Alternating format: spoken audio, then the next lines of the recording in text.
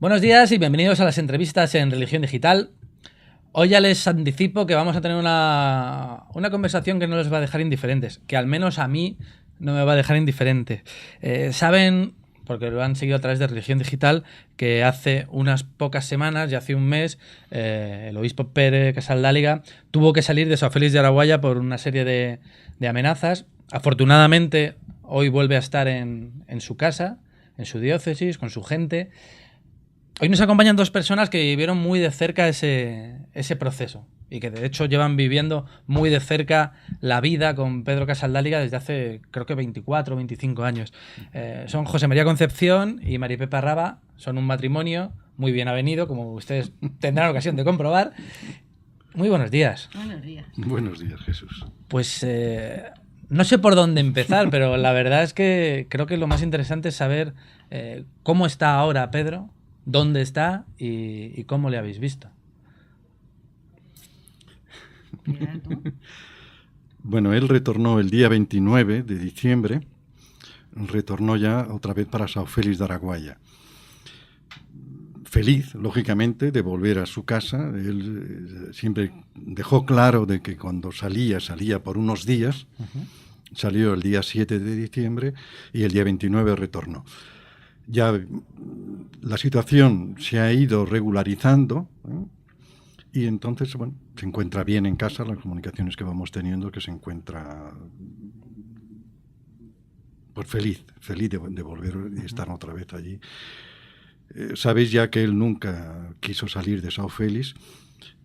Cuando se llegó el momento de la jubilación, prefirió quedarse en São Félix, o sea que São Félix para él es muy importante, incluso ya tiene elegido el lugar en el cementerio, en el lugar que quiere ser enterrado.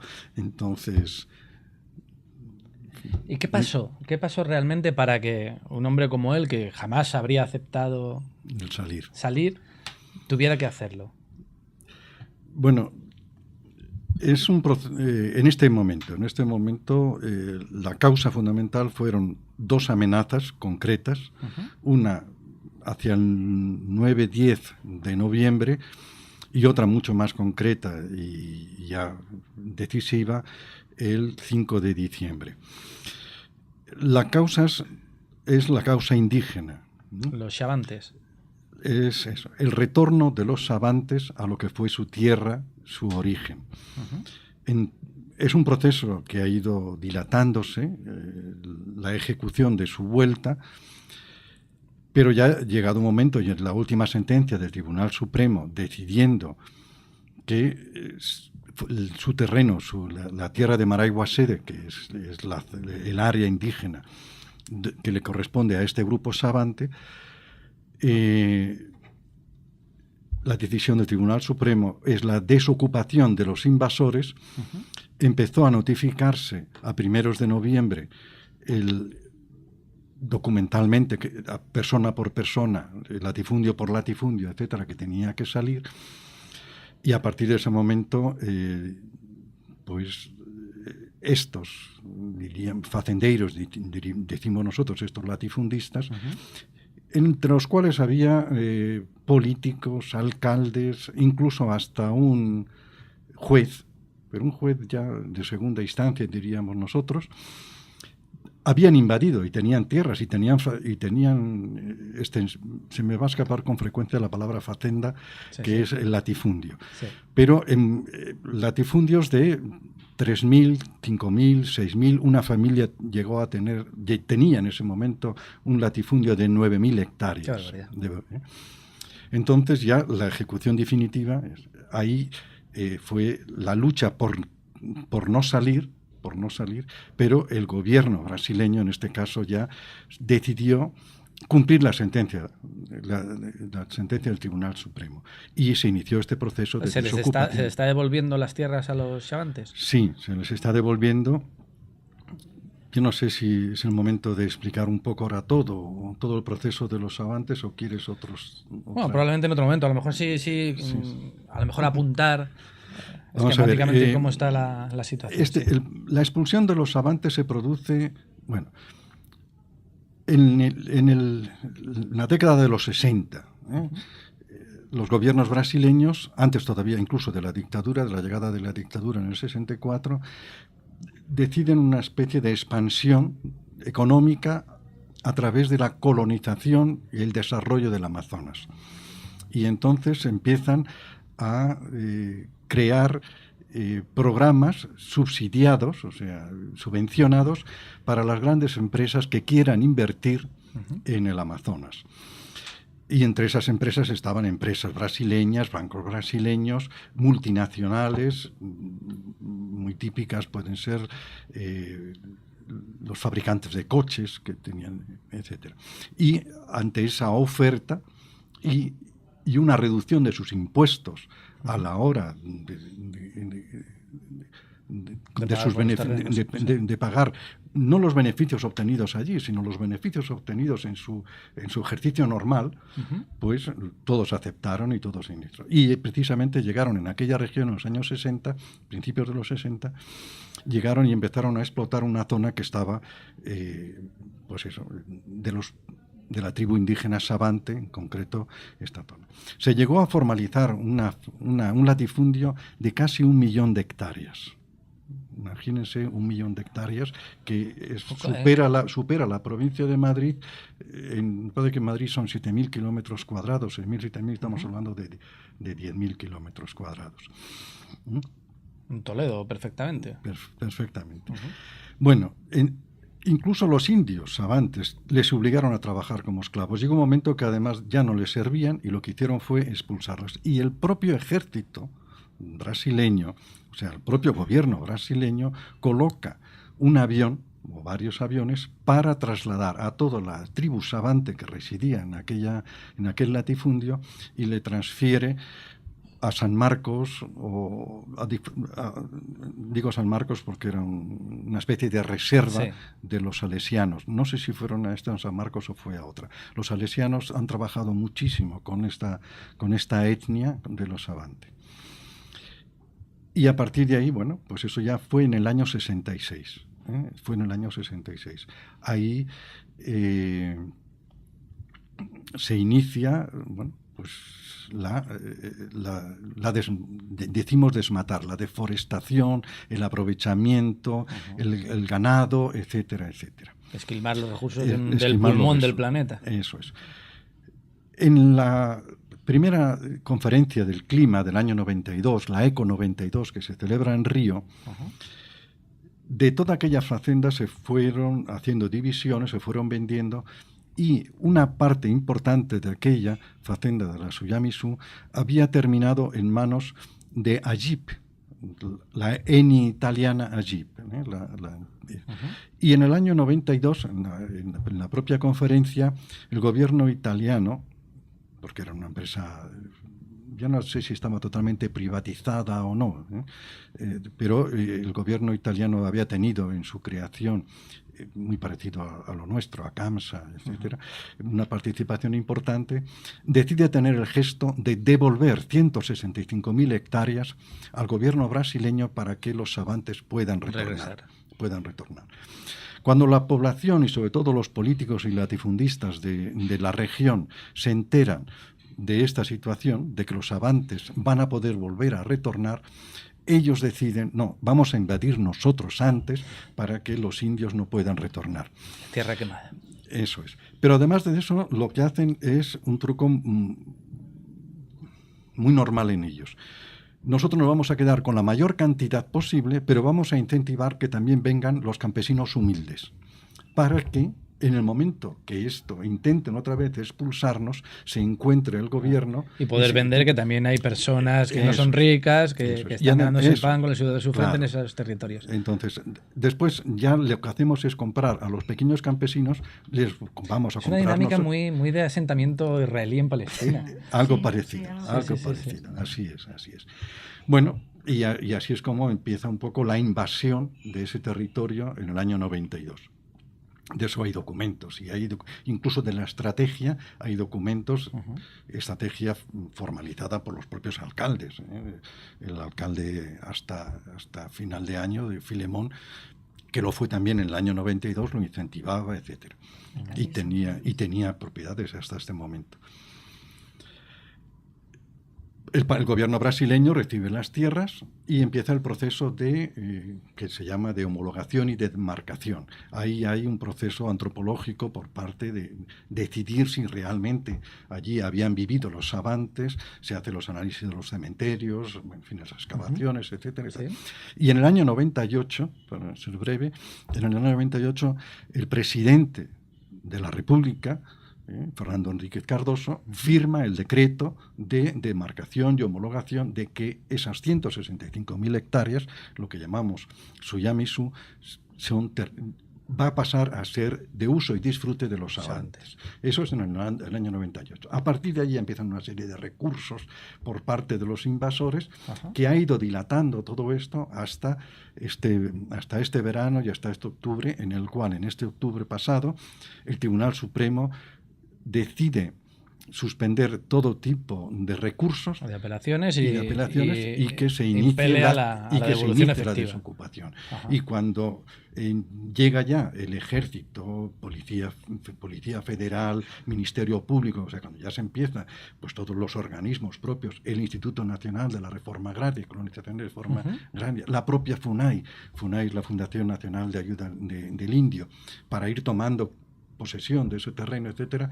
Cuando se ve eso es cuando empiezan realmente a ver que la cosa va en serio, que van a ser expulsados, que van a tener que dejar todo aquello, y entonces empiezan a buscar como responsable de todo ello al obispo Pedro Casaldáliga, con diferentes argumentos, pero el objetivo, y alguien tiene que ser el chivo expiatorio. ¿Quién nos ha llevado a esto? Nos ha llevado a esto el obispo Pedro Casaldáliga, que siempre ha sido una persona que ha favorecido a los indios, o el obispo rojo. El obispo rojo, luego si quieres te leo un que ha estado tocando las narices a los terratenientes. ¿Vosotros estabais allí, en aquel momento? ¿Cómo vivís ese proceso y cómo vive don Pedro esa difícil y dura decisión de tener que, no me queda más remedio que me llevan? Bueno, aquí podemos tener dos visiones diferentes. La de José Mari, que es el que está pegado a Pedro en todo, para ayudarle para todo. ¿Sí? Y yo que estoy en la casa. Yo cuando estoy en São Félix, sobre todo estos últimos años, ya no llevo ningún proyecto de cooperación, sino que realmente estoy llevando la casa, por así decirlo, compras y demás, porque si no lo tienen que hacer aquí o José Mari o la Agustina. Y las lecturas y las lecturas y demás. Entonces, ese proceso, bueno, pues yo llegué a São Félix el día 13 de noviembre, ¿no? Ya había sido la primera amenaza, ¿no? Entonces nosotros llegamos el miércoles, el domingo ese ya vino el delegado del gobierno, el coordinador, y la Policía Federal a hablar con Pedro y con José Mari de la situación, ¿no? Que no era una situación fácil, porque aquello ya había... Se está inflamando la situación. Ya el ejército estaba allí y ya estaba todo preparado, porque se estaba viendo la situación, se iba encandeciendo. Ha habido un peligro real para la vida de Casaldáliga. Sí, realmente las amenazas, aunque eran la primera, esto se arregla con una visitiña al obispo, ¿vale? Claro, todo el mundo sabe que lo de la visitiña, sobre todo la gente del pueblo, por ejemplo, Diolis, la cocinera. La visitiña es que llegan con un arma y entran en la casa y plis plas, ¿no? Pero claro, era el obispo, pero aún así da lo mismo. Ellos entienden eso, ¿no? Sí. Entonces, cuando yo llevo con una amiga y tal, entonces él está tranquilo, vamos a ver. Pedro, el tema de la muerte, por supuesto, no le impone para nada, ¿no? Entonces, habla con ellos.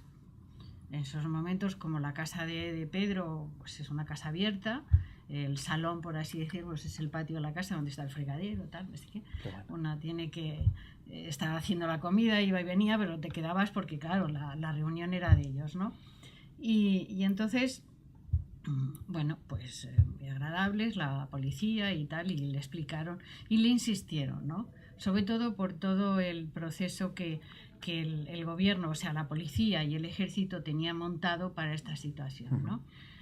Cuando, bueno, pues él dijo que sí. Entonces le dijeron, tiene que tener un mínimo de cuidado, las puertas tienen que estar cerradas. La casa de Pedro siempre está abierta, es la casa humilde, es un palacio episcopal precioso, es muy sencillo, con ventanas de madera y telas para los mosquitos. Entonces esa casa, según él acaba la oración por la mañana, cuando acabamos la oración, que ya empieza el trabajo para todo el mundo, él va a la frente de la casa, A la cancela. abre la primera puerta, pone su piedra, saluda al que pase y va a la segunda puerta que da justo enfrente de su habitación, que no tiene puerta, que tiene una cortina y bordada por la tía Irene, me parece que fue, y una como una salita, diríamos, ¿no? A continuación la abre también, y luego pasamos a la cocina, que también esa ya está abierta porque ya hemos amanecido todos y hemos desayunado y ya ha llegado la cocinera y tal, ¿no? Y entonces, bueno, pues la policía le dijo que, en fin, que no había que confiar tanto y que había que cerrar puertas, ¿no? Pero claro, él dijo que la providencia siempre está con él y qué tal, y no sé qué. Bueno, pues muy bien. Entonces, Pedro, a eso de las 10 de la mañana o así, descansa un poco y ya poco se empieza a mover. Va a comer, o sea, come allí y tal. Entonces nosotras íbamos detrás y cerramos las dos puertas frontales, ¿no? Y entonces nos quedábamos con la de la cocina. Y siempre con la cocinera, que es a la que más conocía a la gente, ¿no? Yo conozco gente, pues son muchos años, pero no gente Claro, del día a así, día. del día Claro. a día, ¿no? Y entonces, bueno, el ambiente, yo por la tarde cuando estaba con él, que me sentaba a leer con él y tal, pues él seguía muy tranquilo, ¿no? Él no hablaba, cuando surgía el tema, pues lo hablaba con José Mari, comentaba, bueno, vamos a esperar, tranquilos, vamos a tener cuidado y tal. Por ejemplo, ese fin de semana íbamos a salir a tomarnos unas cervecinas y nos dijo, cenando, yo creo que no deberíais de salir, ¿eh? Está el ambiente un poco así, mejor que no salgáis. Bueno, pues de siempre hemos respetado, porque a él nunca le ha gustado y nunca fue el hecho de que en la casa hubiera una cerveza, ¿no? Y entonces decidimos irnos a comprar las cervezas, que no pasaba nada por tomárnoslas en casa, ¿no? Pero él avisó, o sea, él era consciente de esa situación de riesgo que nosotros podíamos correr, ¿eh? Yo Estaba más preocupado por vosotros que por él mismo. mi opinión, y creo que si él se resistió un poco con la segunda amenaza a salir, o sea, pensando un poco, yo ahí vi dos cosas. Él no quería salir huyendo, nunca ha huido ante otras amenazas, ¿no? En el 2004 también tuvimos a un matón por ahí que le seguía en su paseo, entonces Pedro caminaba por la mañana temprano y tal. Y realmente él estaba, pues, aquello no se le da importancia, ¿no? Y entonces nosotros también, o sea, nosotros hemos estado muy tranquilos porque él inspira mucha tranquilidad y no pasaba nada, pero con ciertos cuidados, ¿no? Entonces, yo creo que él no quería que su pueblo sintiera que él huía, ¿no? Y la otra parte era que, claro, la policía seguía insistiendo que además estos elementos estaban amenazando a la prelacía entera, o sea, a la diócesis, sí, ¿no? A toda la gente que trabajamos en la prelatura. Y yo creo que esa noche, cuando ya se reunieron, vino el otro obispo que ya había llegado y se pusieron a hablar de que había que salir, que era bueno, que corría peligro y corríamos peligro, corría peligro, ¿no? Y entonces dijo, bueno, yo mañana os lo contaré. José Mari y yo por la noche ya no sabíamos. José Mari estaba nervioso porque, claro, Pedro tiene unas limitaciones, ¿no? Entonces, hacerle un viaje largo... Y unos hábitos típicos también de persona mayor, exactamente, ¿no? moverle entonces, del lugar. Entonces yo le decía a José Mari que yo prefería tener aquellos polis tan enormes en la casa que Pedro se fuera, ¿no? Porque entendía que... Bueno, pues que yo he tenido a mi madre, es lo que es un anciano y con unas limitaciones, ¿no? Sí. Pero claro, a Pedro no le ves como un anciano, aunque esté muy limitado, ¿no? Entonces, ¿cómo veis a Pedro? que desde fuera parece un gigante, un mito. Sí, es como dice Reyes, es un monstruo. Esta amiga mía de Santander. Es un monstruo. Es un monstruo. Es cuando le vio el año pasado por primera vez en la romería, dijo, es un monstruo. Realmente con lo chiquitillo que es y con lo limitado que es un monstruo. O sea, porque le oyes hablar, reflexionar en las cosas más simples, más sencillas, incluso en los chistes, ¿no? Entonces lo dice con, no sé, con una libertad, con una fe que mueve montañas. Y al final la decisión la termina tomando él. Él Al día dijo, siguiente, bueno, nos sí. dijo, bueno, mañana en la oración lo charlamos.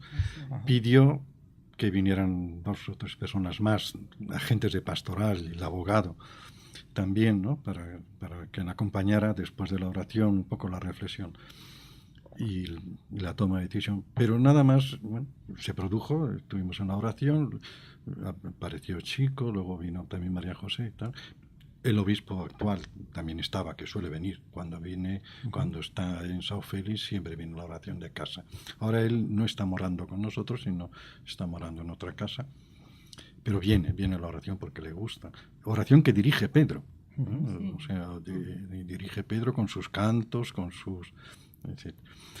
Terminada la oración, bueno, pensábamos todos que íbamos a empezar ese momento de reflexión, pero él ya nos dijo, no, bueno, quiero deciros que he pensado esta noche y que estoy dispuesto a salir. Y bueno, pues lo preparamos ese día y al día siguiente. ¿Y eso salimos. cómo es? Porque tú te vas con él, tú te quedas en Sao Félix. Claro. Sí, Es que alquilamos sí. un avión pequeñito, Ujú. que no teníamos nada más que 2 plazas. Y entonces, pues María Pepa tuvo que quedarse con esta otra amiga. Ajá. Nosotros salimos el viernes. ¿Dónde fuisteis? En un primer momento sí te puedo decir dónde fuimos, después el segundo momento Ajá. no, pero el primero sí, Tengo que preguntártelo. el segundo no.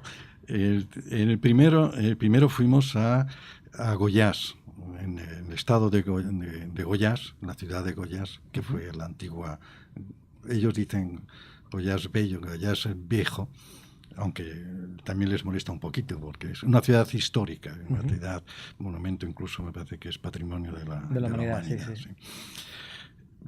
Aprovechando además que esto era el viernes, el sábado se iba a celebrar, sábado y domingo se iban a celebrar un acto en homenaje a don Tomás Balduino. Sí, Don que también le daban un premio a Pedro, ¿no? Era el... No, en aquel momento no. En aquel momento no. Fue después. Ah, bien, Esto bien. fueron el día 8, o el día 8 de diciembre. Sí. Entonces, don Tomás Balduino, porque cumplió el 31 de diciembre 90 años. Eso es un hombre excepcional física y biológicamente. Ver a una persona de 90 milagro de la años... naturaleza. Milagro de la naturaleza. Es increíble los 90 años de este obispo. Pedro le trata el de padrino, porque de alguna forma Le ayudó mucho en tomar la decisión de aceptar o no aceptar.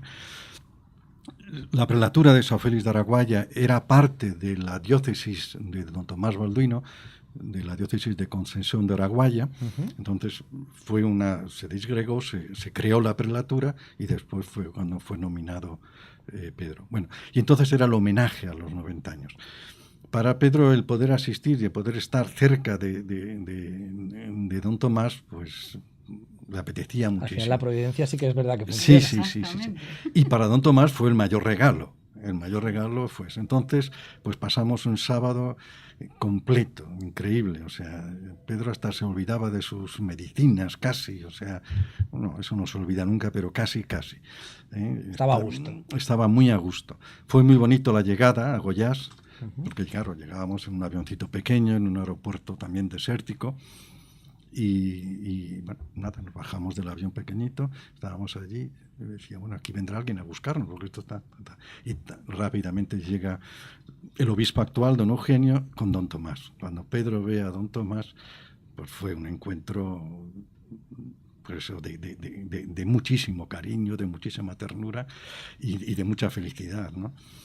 Ya ese mismo día, ese mismo viernes, participamos de una reunión, participó Pedro de una reunión que ellos estaban teniendo, amigos del monasterio, y después todo el sábado, entonces, todo el sábado, ¿no? El homenaje a don Tomás, que fue un homenaje para los dos, porque realmente quienes estaba todo el pueblo de Goiás, toda la diócesis de Goiás, y bueno, pues había reconocimiento al trabajo de los dos, de don Tomás y de Pedro. Prácticamente no había momento en el que se refiriera a uno que no se refiriera al otro. Los dos han sido dos grandes obispos de Brasil, los dos han sido fundadores del CIMI, los dos han sido fundadores de la CPT, CIMI, que es el Consejo Indigenista Misionero, y la CPT, que es la Comisión Pastoral de la Tierra.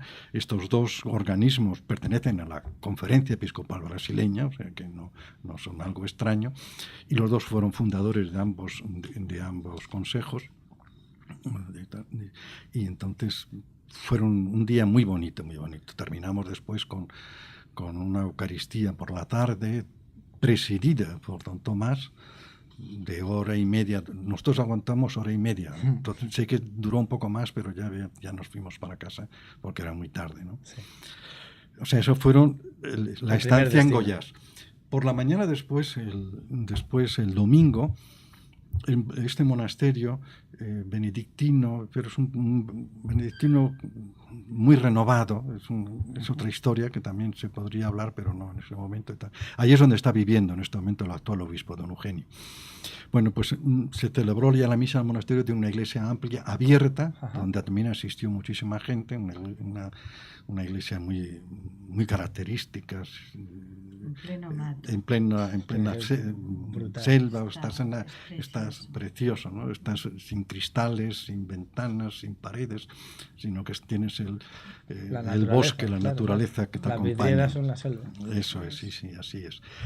Entonces, bueno, pues estaba don Eugenio, estaba don Tomás. Pedro no quiso celebrar, ya últimamente no celebra ninguna Eucaristía. Asiste siempre, si puede ser en un rincón. Al final le hicieron hablar. No me acuerdo si era el tercero domingo de Adviento, creo que era el tercero o segundo, sí. No recuerdo. Da lo mismo, pero se tocaba el tema de la esperanza. Como bien sabes, es un tema fundamental de Pedro, ¿no? El tema de la esperanza. Fuimos hablando todos, un poquito el pueblo, todos los que estábamos asistiendo, y al final pidieron que él hablara también. Para la gente que pueda pensar que Pedro por su enfermedad es tanta, pues sí, tienes que ayudar a que el Parkinson no pueda con el micrófono, ¿no? Y ahí tienes esto. Yo quedé totalmente impresionado cómo todavía es capaz de... O sea, lo grabaron, me gustaría tenerlo. Solamente recuerdo todo lo que estaba hablando de la esperanza, y el hombre y la esperanza, parte de nuestro ADN es la esperanza. O sea, una reflexión de 5 minutos impresionante. Yo decía, pero ¿cómo este hombre todavía es capaz de tener esta lucidez? Para improvisar y eso lo digo yo, que llega al corazón. Que le llega al corazón. Claro, tú lo conoces de hace muchísimos años. Que día a día, o sea, claro. que prácticamente cuando va a decir una cosa, sé lo que va a decir. Bueno, pues ese día, esa mañana, me sorprendió con nuevas argumentaciones, con nuevas... O sea, una maravilla, realmente fue una maravilla. Supongo que algún día yo pueda tener acceso a ese documento, ¿no? Tendrás que hacerlo. Eso es. Y ahí en eso, ya después cuando terminó, tampoco en eso se cansa mucho, se cansa muchísimo. Entonces, recordemos que Pedro Casadega tiene 84 años, está enfermo de Parkinson y no vive precisamente en una ciudad lujosa con todos los medicamentos y un hospital cerca y demás. Yo no he tenido la oportunidad, espero pronto poder, ojalá la providencia también nos lo permita, poder visitar esa zona, pero no es el mejor sitio donde tratar una enfermedad en una persona mayor. Entonces, pocos minutos antes de terminar, nosotros nos fuimos, porque ya también le correspondía la medicación, etcétera. Y don Eugenio, ya en ese momento fue cuando dijo, bueno, don Pedro nos ha acompañado estos 3 días, el viernes, sábado y el domingo, pero hoy o mañana ya saldrá de aquí. No os puedo decir dónde va. Va a estar con unos amigos y vamos a respetar su reserva, ¿no? Y eso fue lo mismo. Después yo no he visto en la prensa brasileña, fundamentalmente en la prensa brasileña, que se haya desvelado el lugar donde hemos estado. No. Entonces, y por lo tanto, prefiero seguir reservando ese lugar, por si en algún otro momento tuviéramos que ir, bueno, pues que siga siendo un lugar reservado, ¿no? Era en casa de unos amigos, o sea, era un lugar de amigos donde pudimos estar muy cómodamente. Maripepa luego se incorporó. ¿Sí? Se incorporó el lunes, no, el martes. Bueno, nosotros salimos de São Félix en la avioneta, porque ya el conflicto ya estaba en su momento divino, ¿no? Él se fue, pero el conflicto siguió, y el peligro para los que os quedáis allí seguía latente, imagino. Sí, porque, bueno, yo no sé si la gente lo sabría o no. El caso es que claro, la decisión fue de miércoles a jueves, ¿no? Entonces el viernes salen por la mañana y nosotras no podíamos ir, lógicamente. Y por otro lado, el obispo no estaba, solo había un agente pastoral de São Félix y estáis muy expuestas. Y entonces la casa no se podía tampoco dejar sola, ¿no? Pero bueno, estas cosas como que surgen, ¿no? O sea, yo ni en ningún momento me pude pensar, pues se queda la casa sola, te tienes que ir. No, o sea, no cabíamos en la avioneta y teníamos que esperar al lunes a poder coger la avioneta oficial, ¿no? Vamos, la de regular. Y eso como matrimonio lo tenéis que vivir de una manera muy que sea complicado, ¿no? Porque es una situación de peligro objetivo. Aparte de la situación de Pedro, supongo que tú te irías con Pedro, pero preocupado por Maripepa, y tú te quedarías allí también pensando dónde narices van estos dos y a ver qué va a pasar y qué va a pasar también con nosotros. Yo lo que pasa es que ha sido una experiencia en la que, no sé cómo decirte, las cosas se toman como llegan. Bueno, no sé, yo soy así también. Pues al final la providencia, cuando estáis con personajes así...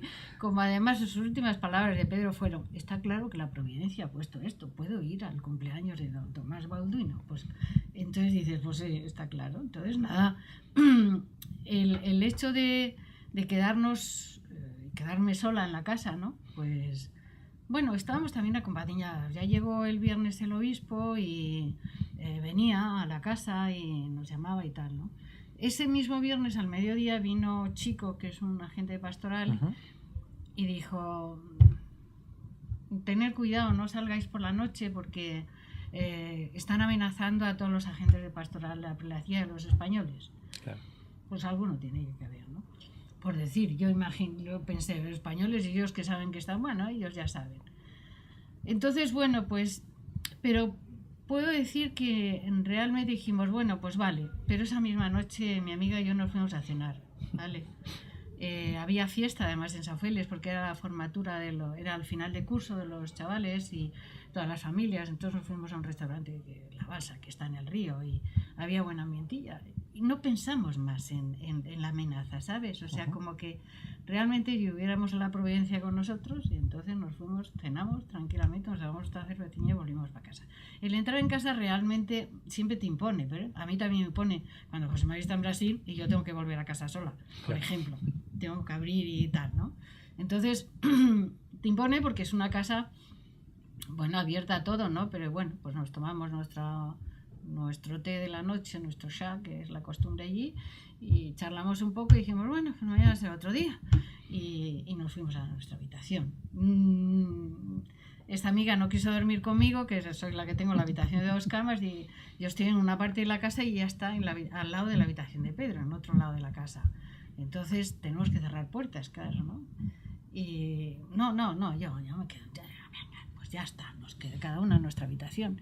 Bueno, pues al día siguiente amanecimos y un poco raras, porque realmente no se cumplió el ritmo y la rutina de la casa, sí, ¿no?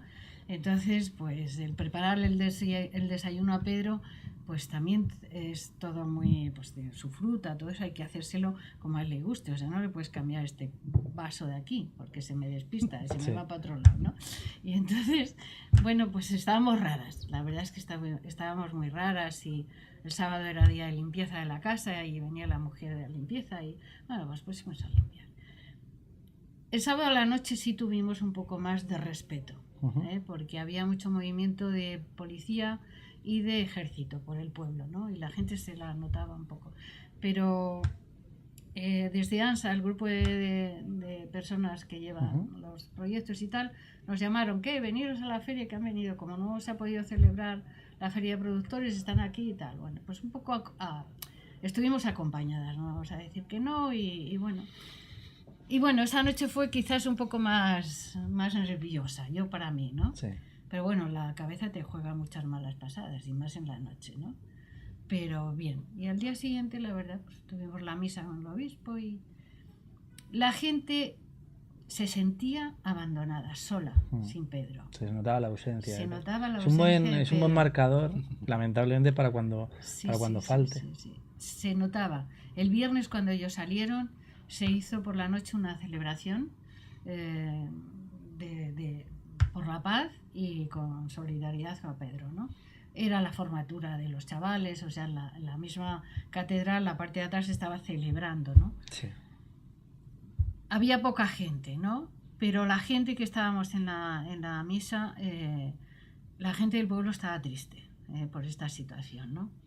Y claro, todo el mundo quería saber, pero no se podía decir nada, ¿no?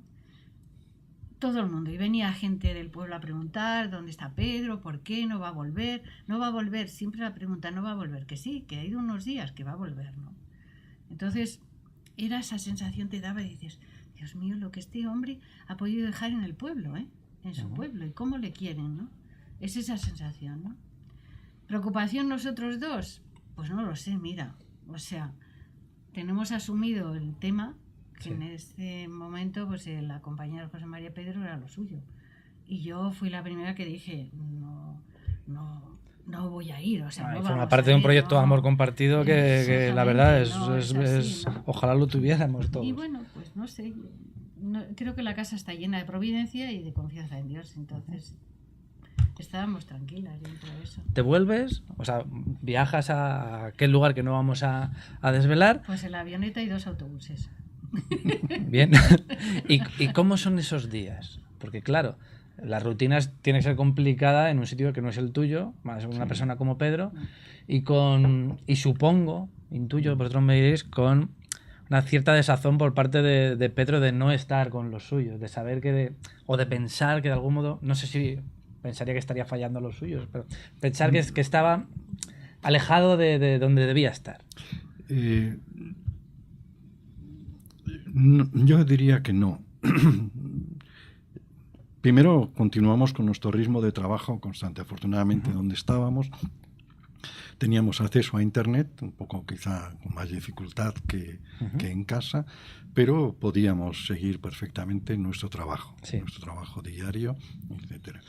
Cuando llegó Mari Pepa, pues conoce perfectamente las costumbres, comidas, y ahí pues rápidamente ella se hizo cargo de un poco de todo eso, y entonces él y yo nos despreocupábamos un poco de esto.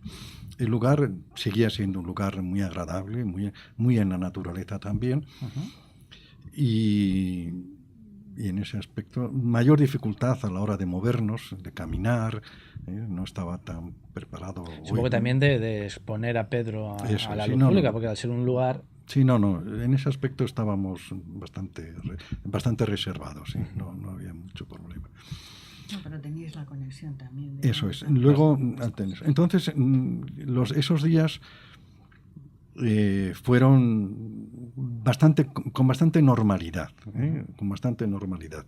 debido a eso, debido a que podíamos trabajar por parte de Brasilia. Un poco nos iban informando tanto por la mañana como por la tarde, de cómo estaba la situación, de cómo estaba avanzando el proceso.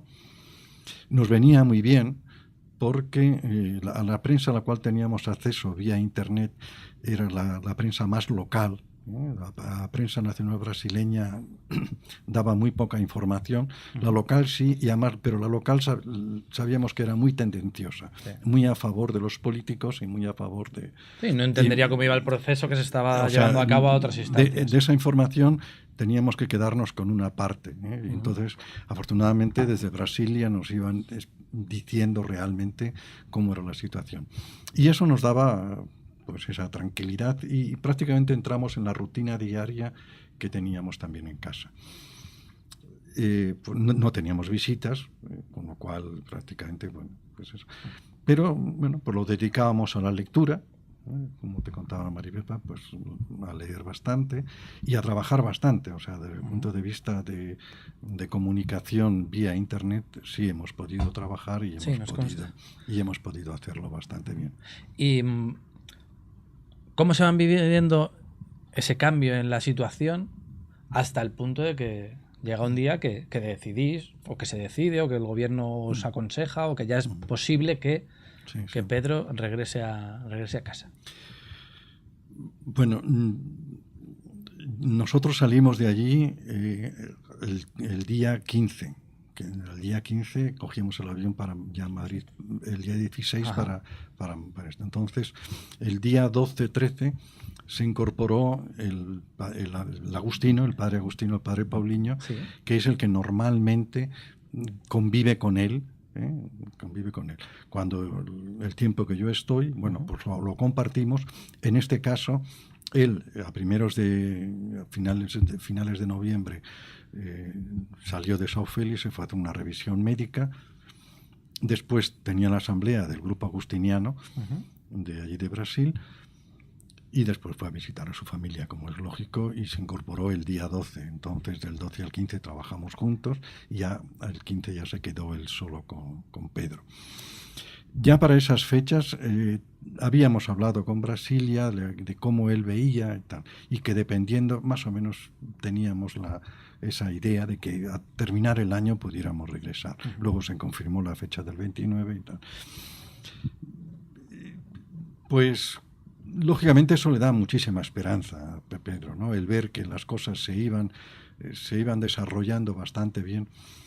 Aquí hay que reconocer que el gobierno brasileño, en este caso, hay que reconocérselo, tomó una decisión clara y política a favor de los indios, a favor de la justicia, y enfrentándose a muchísimos políticos. Además, en el caso de Pedro, al menos Dilma Rousseff ha sido, digámoslo suavemente, se ha echado mucho de menos determinadas reacciones, sobre todo aquí en este país, pero la reacción del gobierno brasileño, al menos de su presidente, ha sido bastante buena. Sí, hay que reconocerlo. En este caso porque Pedro sigue siendo crítica con ella en otros aspectos.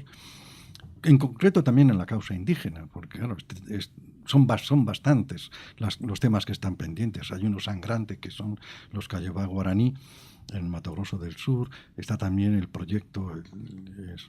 Pedro siempre es muy crítico, sobre todo con los megaproyectos. Los megaproyectos, el agronegocio, ¿no? O sea, el desarrollo de Brasil se está... Ella es, antes, ya con Lula, ella era la creadora del PAC, el Programa Acelerado de Crecimiento, ¿no? O sea, ella es una economista desarrollista, por así decirlo, ¿no? Por otro lado, cuando ella tomó, la primera cosa, el primer objetivo que ella se marcó es la erradicación de la miseria. Y es verdad, ella está trabajando por la erradicación de la miseria, pero quizá con un crecimiento acelerado. Cosa que, desde el punto de vista, digamos, a Pedro no le gusta. Vamos a decir que no estaría dentro de su forma de pensar. Porque ese crecimiento acelerado muchas veces es invasor, lógicamente. El agronegocio, que es el agrobusiness, aquí es un tema que prácticamente no se habla, pero parte del crecimiento... Está convirtiendo a Brasil a nivel global en uno de los grandes suministradores. Eso. Entonces, la soja, el monocultivo, sabemos lo que es. O sea, no da opción a otra cosa, ¿no? No da opción al pequeño campesino, no da opción a la agricultura familiar, ese monocultivo de soja que se va apoderando de toda nuestra región. El paso ya allí en estos 165.000 hectáreas de esta tierra indígena maraguasete ya se estaba produciendo soja, y el camino siguiente sería prácticamente que fuera todo soja. En 3, 4, 5 años que prácticamente... Lo cual tiene unas implicaciones no solo económicas, sino también medioambientales, que no es momento de hablar de ellas ahora mismo, pero brutales. Pero de lo que estábamos hablando, en este caso el gobierno brasileño fue así. Enfrentándose a todo el estado de Mato Grosso. O sea, porque el primer la primera persona contraria a esta desocupación y a este retorno fue el gobernador del Estado.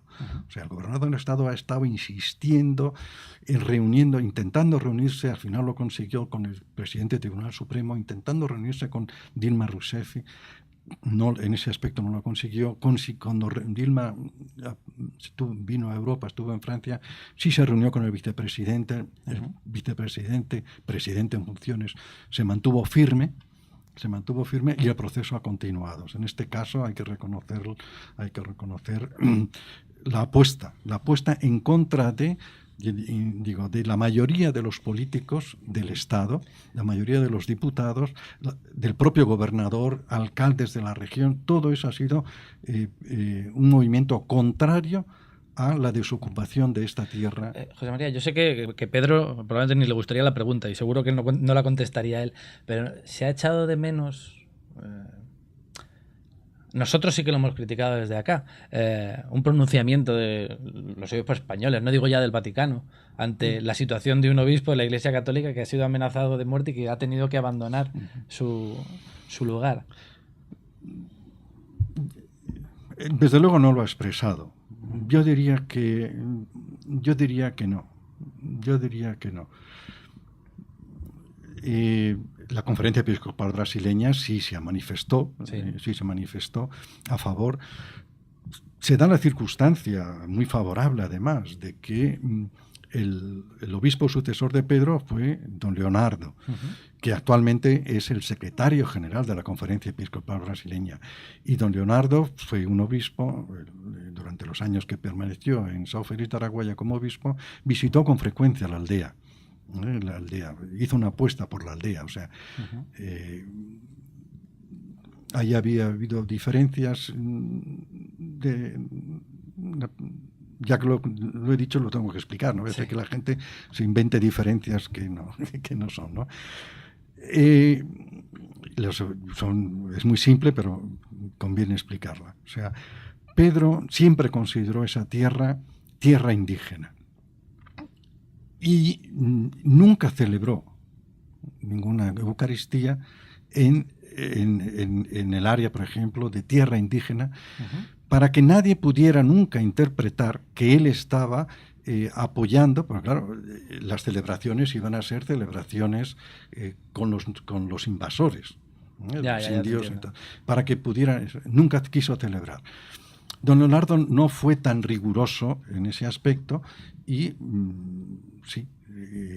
pero también con frecuencia no solamente celebraba, no con frecuencia, sino que celebraba en pequeños grupos de los que diríamos invasores, o de los no indios. De todos modos tiene que ser muy difícil suceder a una persona como Casaldáliga. Es muy difícil hacerlo, no digo ya bien, sino hacerlo, la comparación es... Eso es, por eso tampoco quiero con esto que se hagan comparaciones ninguna. Claro. Son criterios quizá diferentes. Quizá haya personas que te estén diciendo, pues hay que fastidiarse que este hombre nunca haya querido celebrar con no indios, pero católicos, y que nunca les haya atendido. En fin, no sé, no es cuestión en este momento, primero, ni de evaluar una decisión y otra. Quiero decir que, como se me escapó la palabra, quiero decir que don Leonardo, lo importante, ha sido una persona que conoce muy bien la aldea Maraiguasede, conoce muy bien a los sabantes, conoce muy bien al cacique Damián, con el que ha tenido bastante relación, etcétera. También Pedro, y en fin, todo eso. Eso sí que ha significado un apoyo, porque hicieron una nota explícita de la Conferencia Episcopal Brasileña explicando y apoyando a Pedro, ¿no? Me preguntabas la Conferencia Episcopal Española, que no haya tenido el más mínimo gesto. ¿Cómo le haya podido sentar a Pedro?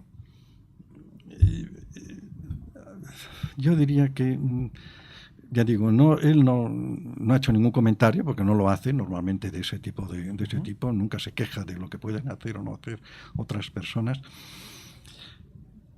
Pero yo diría que no es una persona que actúe por el que puedan decir los demás, ni por lo que se pueda decir de sí mismo, ¿no? Yo creo que es muy conocido ya su actitud ante que lo importante no es él, Lo importante para nada es él, sino lo importante son sus causas. Él lo ha dicho muchísimas veces. Recuerdo, porque me lo comentaba un amigo que no tiene mucha relación ni con la Iglesia ni tal, cuando leyó el artículo de este verano, en agosto, en el Suplemento del País, sí, que explicaba un poco su vida, etcétera, etcétera, y me decía, oye, lo que más me ha impresionado de este hombre es el final cuando dice, olvidaos de mi herencia, pero no de mis causas, olvidaros de cómo las he vivido, sí, olvidaos, o sea, yo no tengo ninguna importancia. Entonces, para sí mismo él no quiere ninguna importancia. Olvidaos de mí, pero no os olvidéis de los pobres, no os olvidéis de los indígenas, no os olvidéis de la tierra. Y lo que acabáis de publicar ayer o antes de ayer, en la carta que le dirige a Miguel Ángel Mesa, que mi palabra no sea más que mi vida. O sea, ¿qué quiere decir? Que nuestra palabra sea verdad de testimonio. Que mi palabra no sea más que mi vida. Lo importante es su vida. Y dejémonos un poco de esto, de lo que podamos decir de él, de eso, que sea su testimonio. Y ahí es donde está. Y lo importante es eso, es la causa indígena. Y aquí si tenemos un tiempo... Sí, estamos acabando, pero... Si queremos, o sea... Para él son tres causas en este momento. Bueno, pues ha sido, o yo defino, él siempre define dos, la causa de la tierra y la causa indígena. Ahora, en este momento, está muy preocupado con este avance desarrollista que va evitando espacio a todo a lo más humano, Y de la causa indígena me gustaría profundizar un poco más como ejemplo, ¿no? Como ejemplo. Y casi voy a empezar un poco por el inicio de todo. Él llegó allí en el año 68, como sabéis. Uh-huh. Cuando él llega en el año 68, en su diócesis se encuentra a los indios tepirapes, tres etnias. Indios tapirape, los carayá, que vivían prácticamente en São Félix de Araguaia, o sea, es una etnia que residía allí en São Félix de Araguaia, donde él llega, era muy en el río, más que en la ciudad, pero muy en el río, y los sabantes, que habían sido ya expulsados. De los sabantes solamente tenía conocimiento cuando los sabantes, con frecuencia, todos los años, volvían a buscar material, un tipo de palmera para hacer sus arcos, sus flechas, etcétera. Y centrándonos un poco en la aldea Tapirapé, en la tribu Tapirapé. Cuando él llega en el año 68, se encuentra con la aldea Tapirapé, y en la aldea Tapirapé se encuentra a las Hermansiñas de Jesús, las hermanitas de Jesús, que habían llegado en el año 52. Y habían llegado tres hermanitas, dos de ellas con 22 años, Beba con 29, recién terminado, de una de ellas todavía no había profesado, no había hecho el noviciado. Beba ya había hecho venían directamente desde Argelia, desde su noviciado, acompañadas por la Madre Madeleine. Vaya cambio, de Argelia a Mato Grosso. De Argelia a Mato Grosso. Y casi hay que remontarse también para cómo empiezan las cosas, o sea, la espiritualidad de Carlos de Foucauld. Sí.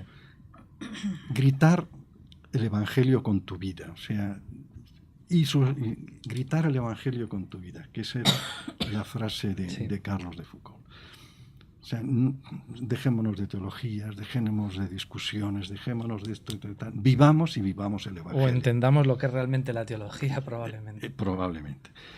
Y cuando la Madre Madeleine les dice a estas tres hermansiñas que querían quedarse allí, etcétera, etcétera, haceros Tapirapé. O sea, haceros Tapirapé. Encarnarse en el pueblo. Entonces, venían un poco orientadas precisamente desde Concepción de Araguaia, de los dominicos franceses, que eran un poco quienes llevaban aquella diócesis. Todavía don Tomás Balduino no había sido nombrado obispo de Concepción, que también es dominico, eso, tal. Pero venían orientadas allí piense que llegan allí sin más, venían orientadas hacia allí, haceros Tapirapé. Y ese fue el trabajo. Pedro las conoce en el año 68. Llega, las encuentra allí y Pedro dice, pero si esto es evangelizar, no hay que hacer otra cosa, no hay que hacer otra cosa. Y de ahí surge el CIMI, el Consejo Indigenista Misionero surge ahí. Y de ahí surge esta nueva evangelización con los indígenas. Nada de retirarles de sus aldeas para llevarles a colegios espléndidos donde van... No, si no es eso. Si lo que yo tengo que hacer es dignificar a esa persona, y la mejor forma de dignificar a esa persona es reconocer que ella tiene unas capacidades y yo me voy a hacer como ella. El hacerme yo tapirapé es reconocer que ser tapirapé es una... teniendo en cuenta que había sido una tribu que había sido expulsada por los Kayapós, que había sido... Incluso se hablaba de una actitud de autosubsidio. Bueno, surge el CIMI en el año 72, fundado, entre otros no sé si son 13 obispos o menos, no recuerdo. Tengo por aquí hasta los nombres de ellos, pero no es cuestión. Mínimos. Entre ellos don Tomás Balduino, don Pedro, en una reunión presidida por el secretario de la Conferencia Episcopal Brasileña, don Ivor Los Chander. Y ahí nace el CIMI. Y el CIMI nace con esta idea, con esta nueva idea de cómo evangelizar, de cómo cuidar, la evangelización indígena y el indígena. Y lo primero es luchar por la defensa de su cultura, de sus mitos, de su forma de vivir, de su ámbito. Ellos no pueden vivir, necesitan esas extensiones. Podrán ser criticados o no podrán ser criticados. Yo digo, bueno, ¿por qué le vamos a criticar que 1000 indígenas, 1000 savantes vivan, les corresponda 165.000 hectáreas? Y, por ejemplo, a una empresa latifundista, un dueño, tal, pues le corresponde otros tantos. Se lo criticamos a este, al otro no. En fin. Pero la tierra, los indígenas y el hacerse... Y el hacerse indígena. Lo más importante de todo esto es que ese CIMI va generando un movimiento social a través de todo Brasil. Brasil todavía era una época de dictadura. Lógicamente, el CIMI... Tal. Cuando llega el periodo constituyente, en la Constitución que se firma en el año 1988, le otorga a los indios una cantidad de derechos que son por los que... Pero todo esto, ¿por qué? Por ese movimiento social. Ahora mismo la élite agraria de Brasil está en contra, quiere reformar la Constitución, pero para retirarle todos esos derechos. Esos derechos que fueron conquistados a través de este movimiento social, que en el periodo constituyente se les trabaja, se definen y se constituyen. Y así, señores, es como se va construyendo el reino también, afortunadamente también allí con... Lo dirá él, no le gustará que lo digamos o sí, pero también fundamentalmente gracias a personas como Pedro Casaldáliga. Él no es persona de reconocimientos, no le gusta, pero la realidad también hay que contarla, y es así. La causa es más importante que la persona, evidentemente, pero sin ciertas personas probablemente determinadas causas no llegarían a ningún sitio. No para terminar, sino para aclarar, como una persona... Lo que sí es de verdad, Pedro es un gran comunicador, y él lo sabe, y además él lo ha trabajado. Lo decía también. Una parte importante de nuestra diócesis, ha sido que hemos sabido comunicar. Y eso es lo que queremos hacer también. Claro. O sea, lo que estamos intentando no es un tema de alabanza, no es un tema de reconocimiento, es un tema de comunicar lo vivido. Eso también es evangelio, también es evangelizar. Ha sido un auténtico placer. Nos tiraríamos muchísimo más tiempo y espero que haya más ocasiones para poder seguir hablando de esto. Por favor. Unas palabras de Pedro. Sí.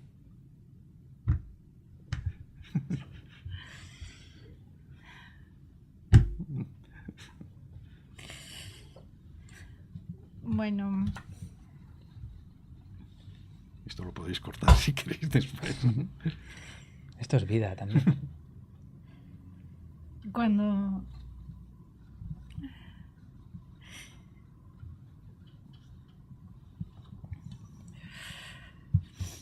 nosotros empezamos a ir por nuestro amigo Félix Agustino.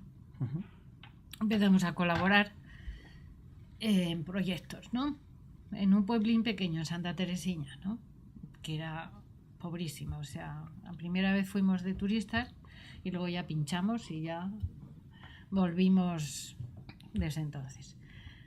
Y ese año no pudimos conocer a Pedro porque estaba con una neumonía y tal y no se le pudo ver. Después ya asistimos a todos y ya empezamos a colaborar, organizamos un grupo para los proyectos, ¿no? Y estábamos cerca de la aldea Tapirapea y en Santa Teresiña y tal. Entonces un año nos pidieron unos paneles solares. Porque claro, tanto los indios como los colonos metidos en la selva no hay luz, ¿no? Sí.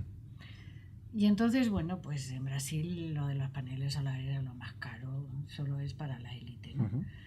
Y entonces José Mari nos movimos con Ingenieros Sin Fronteras y tal, y conseguimos 4 paneles, eran, ¿no? 3 paneles solares, ¿no?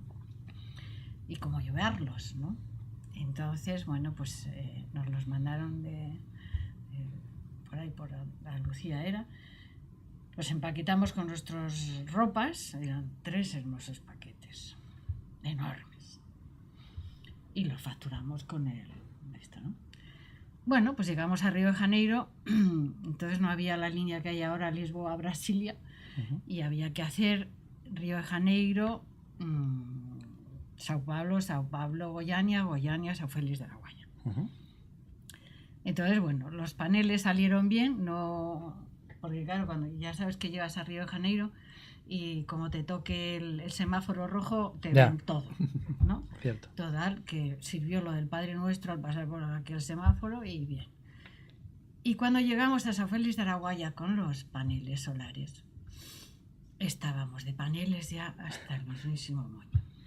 Con lo cual, llegamos a la casa, Pedro no estaba, no había llegado todavía de visita pastoral. Y llegó por la noche de ese viaje de autobús maravilloso y hecho, pues eso, sudado, como todos llegamos allí, ¿no? Porque entonces no había refrigeración en los autobuses, llegabas con el pelo de la tierra roja, ¿no? La humedad y la tierra. Y entonces, hombre, ya están aquí los madrileños, nosotros somos los madrileños, por mucho lo que le digamos que somos del norte, somos madrileños y tal, ¿no? Pues sí, y entonces yo, en plan listilla, ¿sabes? Digo, sí, ya estamos aquí con los paneles solares. Anda, hijo mío, que vaya viaje con los paneles solares. Dice, escucha, los del primer mundo, si no trabajáis la solidaridad, no os vais a salvar, pese lo que os pese. Así que ya sabes. Entonces yo ya me dejo planchada para el resto de mi vida. Los del Dije, primer mundo, Pepa, si que no bien, ejercéis había la estado solidaridad, calladita. Exactamente. no os vais a salvar. No os vais a salvar. Pues salvémonos, señores, aunque solo sea por eso, salvémonos. Por la solidaridad. Muchísimas gracias a los dos y si habláis con Pedro, decidle que desde acá, al menos, y mucha gente le quiere y está con él y con sus causas. Con sus causas. Y a ustedes pues les esperamos en nuevas ediciones de las entrevistas en Religión Digital. Como les dije al principio, la conversación merecía mucho la pena. Muy buenos días.